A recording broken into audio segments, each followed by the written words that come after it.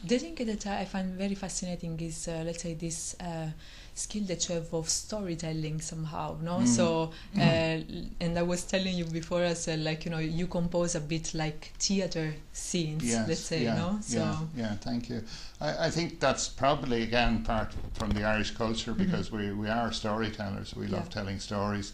And so I'm using a different language to tell the story, which is through sculpture. If I was painting or drawing, I'd be doing the same thing. I'd want to tell a story about something. So it's not just a photocopy, as I said earlier on. It's something that's exuding life and reflecting our own experiences. I mean, I like to think that what I do allows people to relate to. I've been there, I've seen that moment happening, I've experienced it, or I've seen other people experiencing it, and that it brings something back to them. Actually, I remember hearing another artist saying that art is telling people what they know, but what they didn't know they know. Very interesting. If that makes sense. It's telling people what they already knew, but they didn't know they knew. And in a way, you look at something and say, wow. And often I look at another artist's work and say, I could have painted that, I could have made that, but I didn't. He did it first, or she did it first, because they had the idea and they had the ability to do it. And then it's done. There's no point in me copying that, because it's somebody else has done it. But you want to be the first to express a moment, or a particular moment.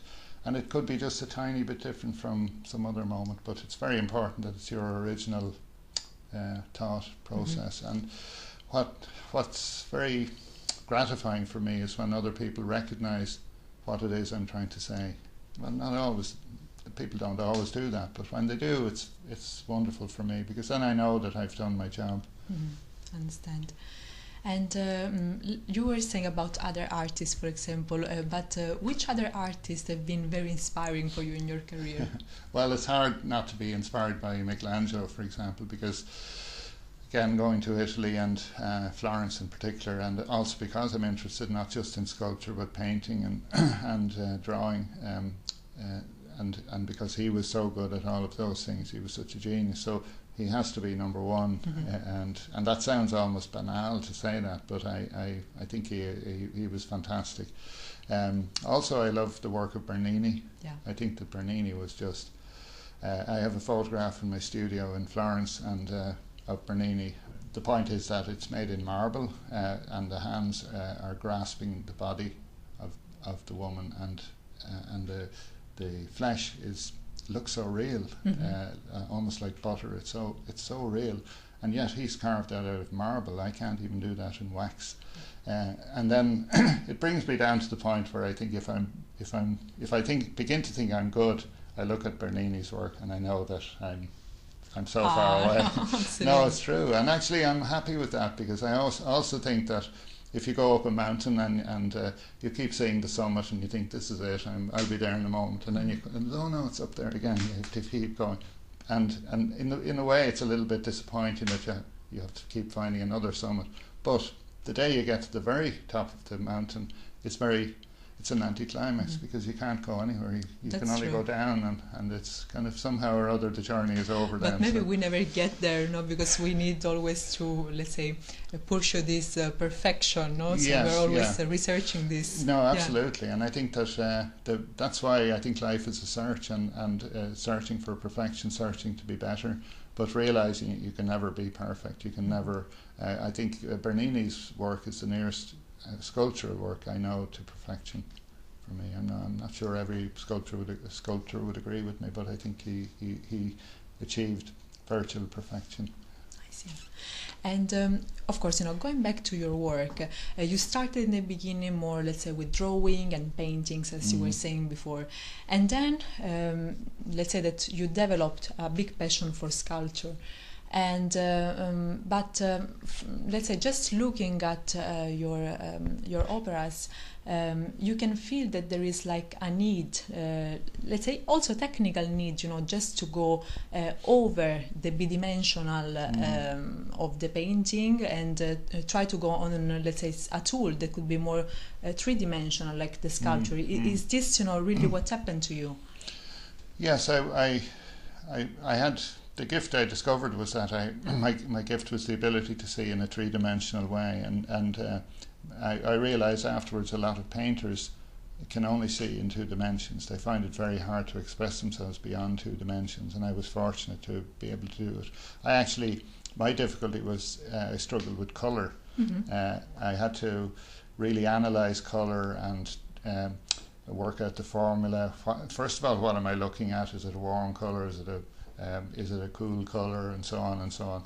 And then I had to interpret that on my palette and try and work out, what do we need to mix to get that, and so on. Whereas other people could do that without any thought process. It was just happening in a natural way. With sculpture, I had the ability to express myself three-dimensionally without a big logical thought process, because art and logic are almost opposed to one another. So I was able to do that without too much logic, and I think that's why I just went on into the three-dimensional world then. But I still love to paint, but I'm more relaxed about it now because I don't feel the same pressure. I know my limitations, and I'm happy to work within them, and just almost to regard it as kind of hobby. I still love to draw, but then sculpture is kind of three-dimensional drawing, because you're drawing shapes in space. You're drawing them in a different way, not with a pencil on a sheet of paper, but in all sorts of different directions. So I think my drawing ability was the thing that helped to accelerate my progress with sculpture. If I hadn't been drawing all my life and then I suddenly discovered the gift of sculpture, I would have found it very hard to express myself in the way that I've been able to do it. So because I was drawing and painting, somehow or other it prepared a basis for sculpture. Do you sometimes draw before actually realizing the piece? Oh yes, absolutely, yeah, absolutely. I mean, normally if I'm working with a model and I'm trying to figure out, for example, somebody sitting in a shoe shop trying on shoes, and I say, well, first of all, by the way, I usually work with models who are either artists themselves or actors, often actors, because they understand that they're playing a part, and they're interested and they concentrate, and it's not just a question of sit there and look beautiful or pretty or handsome, but actually imagine that you're actually in this situation. So you're trying on shoes. So so I try maybe 10 different arrangements, 10 ways of putting on a shoe or taking them off or throwing them away or whatever. And I sketch very quickly. I might sketch for 20 minutes just to get an idea, and then we move on to number 2, number 3, and I'll often discuss with the model, what do you think, which do you think is working, which do you think is expressing your feeling in that moment, like frustration, you can't find a shoe that fits you, or you found something that really works. What's the moment that you'd like me to, and often we come up with something between us, and then we go on from there. So the drawing part of it, the sketching part, the capturing of the gesture is very important. I'm not trying to get accuracy or represent the exact likeness of the person during that time. I just want a gesture that I take out maybe later on. Maybe even the model may have forgotten, a break of a couple of weeks to come back, and they've forgotten what way it was, and I have to take out the drawing and say, this is how you were in that moment, so you can get back to it then. So it has a lot of value, drawing.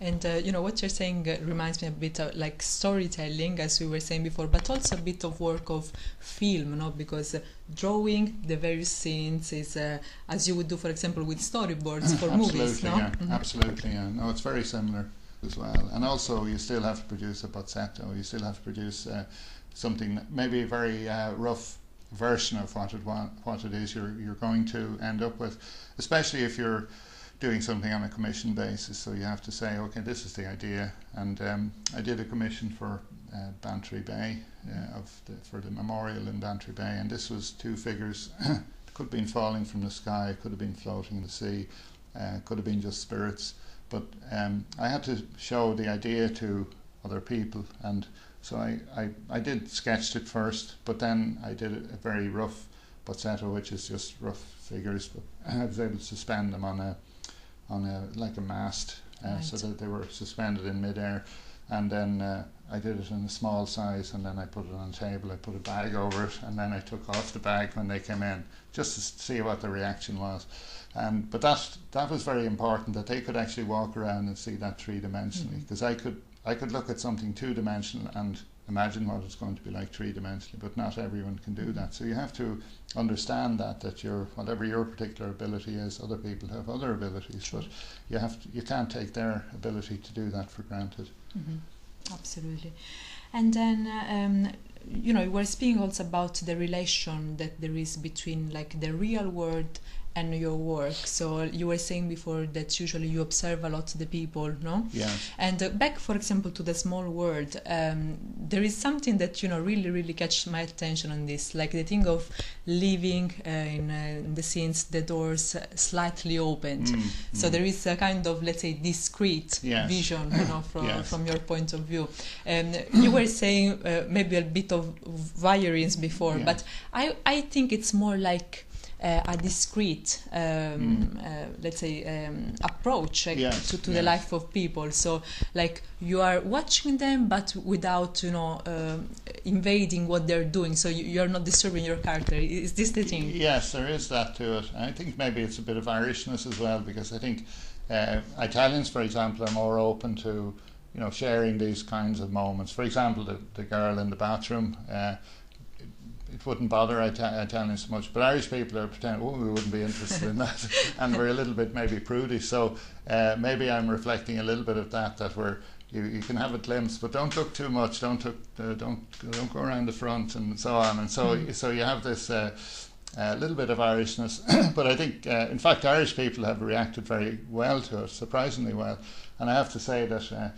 The first experiment I did with the scenarios was in Fiesole last year in 2009, because I was afraid to do it at home. I was afraid that people would laugh or think this is ridiculous or think, this guy has gone crazy.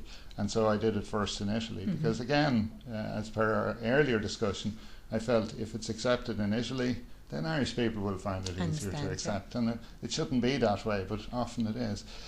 And got a very, very good reaction in Fiesole, which I must say I was pleasantly surprised how well people reacted to it and embraced it. And when we showed it here in Dublin in July, it was fantastic. I mean, but we had also a lot of visitors from overseas, from Italy, from America, from all over the world, but also Irish people who, I suppose in a way, felt swept along by it and felt, well, if they think it's okay, then it's okay to look and so on. But that ability to look into other people's lives, it's something we love to do. It's again, if you read a book, that's what you're doing. You're getting an explanation of what's happening in somebody's life, and it could be an embarrassing or difficult moment or emotional moment, but you're being allowed to share that. And what I'm doing is the same thing, and I don't want to just put it all out in front of you at once. I want you to, if possible, to go and look at different aspects from different angles and see that person. I can see the back of that woman's head, and she's got her hand in her handbag, but so you go around the other side and you find that she's crying and she's reaching for her handkerchief. So, and it's part of it, then it links into another part of the story. So that's why I constructed the sets in such a way as to make it a little bit difficult to see, me included. I want to see everything at once. I want to know, give me the full picture, but no, I have to go and I have to pick out the pieces myself and build it up and actually make up my own story.